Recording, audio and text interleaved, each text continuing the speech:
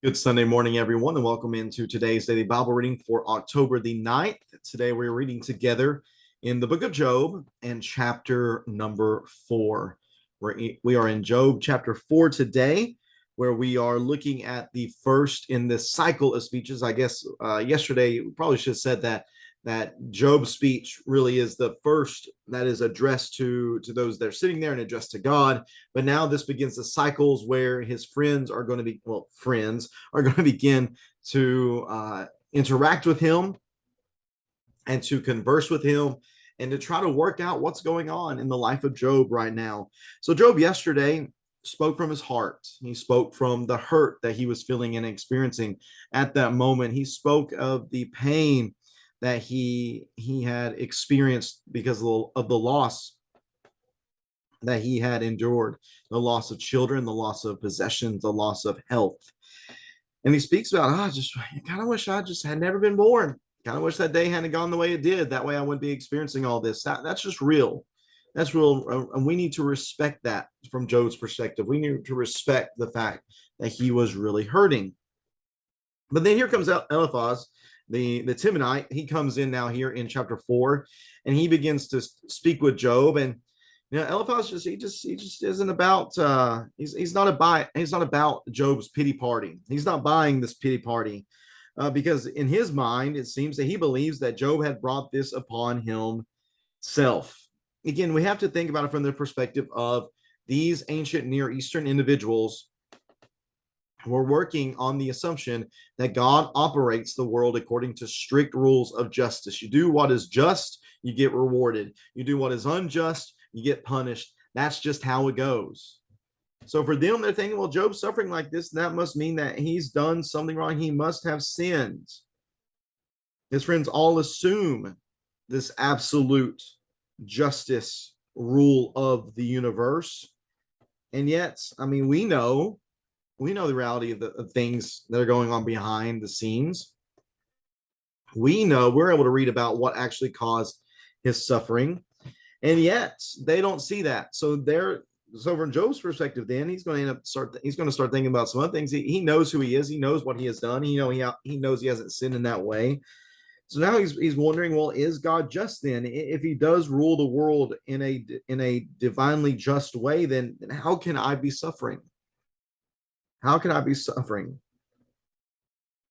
Something just isn't adding up here. That's from Job's perspective. And that's what we're going to see moving forward. But today, chapter 4, I do want to look at Eliphaz and just look at the mindset that he has. And we're going to notice specifically that he really, especially in verses 7, 8, and 9, I mean, really just flat out says it. Listen, good people don't suffer. But we know that isn't true, don't we? We'll think about that as we go through here. Job chapter 4, verse number 1. Then Eliphaz the Temanite replied, should anyone try to speak with you when you are exhausted? Yet you keep speaking. Like Job, you probably shouldn't be saying anything. You're just speaking nonsense. Yet you're speaking, so I feel compelled to respond to you. Verse number 3, indeed, you have instructed many and have strengthened weak hands. Your words have steadied the one who was stumbling and embraced the knees that were buckling. But now that this has happened to you, so you've helped other people, but now that this has happened to you, you have become exhausted. It strikes you and you are dismayed. Isn't your piety your confidence and the integrity of your life your hope? Consider this. So Job, you're resting upon your piety, you're resting upon your integrity, and you hope in those things. But Job, you need to consider this. Consider who has perished when he was innocent. Where have the honest been destroyed? In my experience, Job, because I have the perfect understanding of life, how it works from Eliphaz's perspective, those who plow injustice and those who sow trouble reap the same. They perish at a single blast from God and come to an end by the breath of his nostrils. The lion may roar and the fierce lion growl, but the teeth of young lions are broken. The strong lion dies if it catches no prey, and the cubs of lionesses are scattered. A word was brought to me in secret. My ears caught a whisper of it. Among unsettling thoughts from visions in the night, when deep sleep comes over men, fear and trembling came over me and made all my bones shake. I felt a draft on my face, and the hair on my body stood up. A figure stood there, but I could not recognize its appearance. A form loomed before my eyes, and I heard a whispering voice. Can a mortal be righteous before God? Can a man be more pure than his maker? If God puts no trust in his servants, and he charges the angels with foolishness, how much more those who dwell in clay houses, whose foundation is in the dust, who are crushed like a moth? They are smashed to pieces from dawn to dusk, and they perish forever while no one notices. Are their tent cords not pulled up? They die without wisdom. And that is Job chapter 4.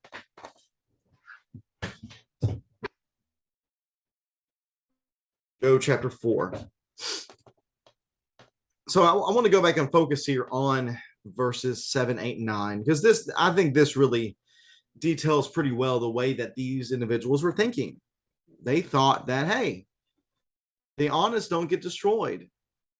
It is those who plow injustice and those who sow trouble that experience these bad things.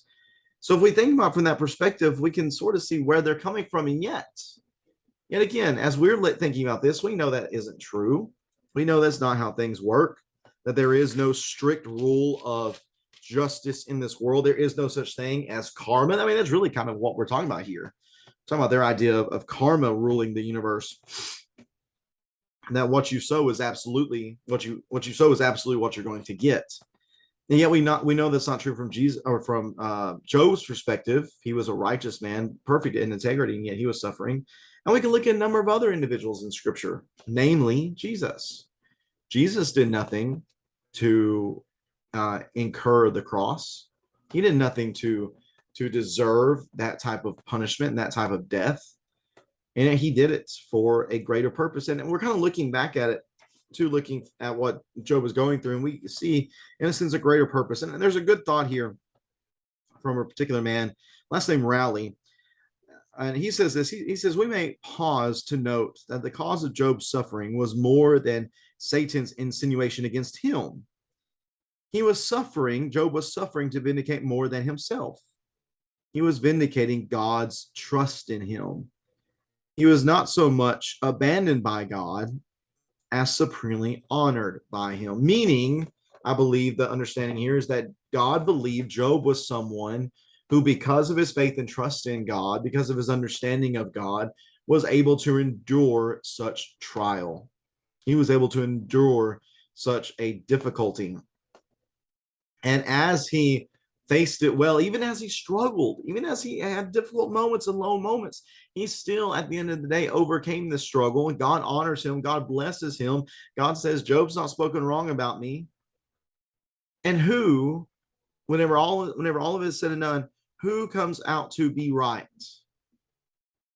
It's God. It's Yahweh. Yahweh is proven to be right. So Job is not just showing his faith, but he's showing the faithfulness of God in him. The fact that God had faith in Job, that God knew who Job was, and that God had confidence in him. That's why he was suffering, because he knew Job could overcome, that Job would do the right thing. So here we have Job's suffering not because he was honest. He was not suffer or dishonest, not because he sowed injustice or anything of that nature. No, he was suffering for purposes greater than they could possibly ever comprehend, and probably further than Job ever understood, at least from what was revealed to us. Job was never just told, hey, Job, you're suffering for this reason. So we need to not make assumptions about things we just do not know. And maybe that's the best thing for us to think about today, is when bad things happen, it's not necessarily because we've done something wrong. Sometimes bad things just happen. Sometimes, maybe, again, we can't speak on this with certainty, but maybe there's something bigger going on that we don't know about. But what do we need to do? What we must do is we must keep our faith in God. We must trust in him and know that even in those dark moments, he is ready to strengthen us and to help us be the type of people that he can equip us to be.